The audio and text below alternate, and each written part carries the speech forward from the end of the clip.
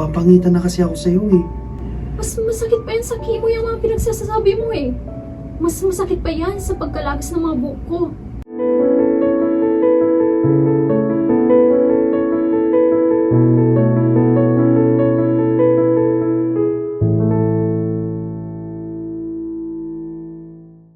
Mara? Huwag ka na kayang magsuot ng wig. Alam naman natin pareho yung totoo eh. Gusto ko lang namang magmukhang asawa mo muli, Josh. Kahit sa huling pagkakataon. Pero hindi na. Mara, kahit anong gawin mo, hindi ko na kasi makita yung ganda mo eh. Sa tuwing tinitingnan kita, parang iba na yung nakikita ko. Alam mo ba na nagagalit ako dahil ang pinakasalan ko ay isang reyna? Pero ang kaharap ko ngayon ay parang hindi ko alam kung paano ko i-describe. Parang bangkay ba, Josh? Josh, asawa mo ko. Ako pa rin ang humahawak sa kamay mo gabi-gabi ha. Yun na nga yung problema.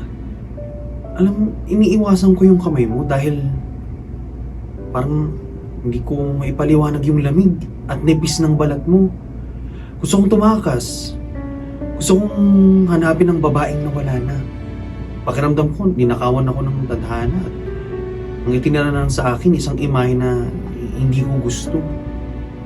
Akala ko ba sa hirap at ginhawa, Josh? Madali lang naman mga ako kapag maganda ka pa. Sino kumakulit ako?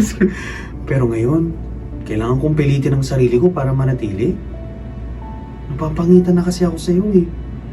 At sa tuwing tinitinang kita, ang nakikita ko na lang ay yung hirap ng buhay natin. Nagpapakatotoo lang ako. Ayokong magsinungaling sa iyo.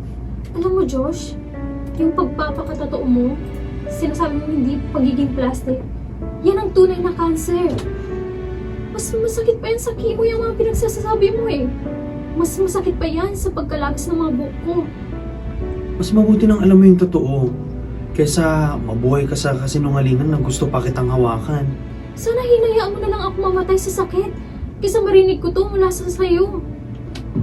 Pinatay mo na ang lahat ng alaala natin dahil lang sa itsura ko ngayon.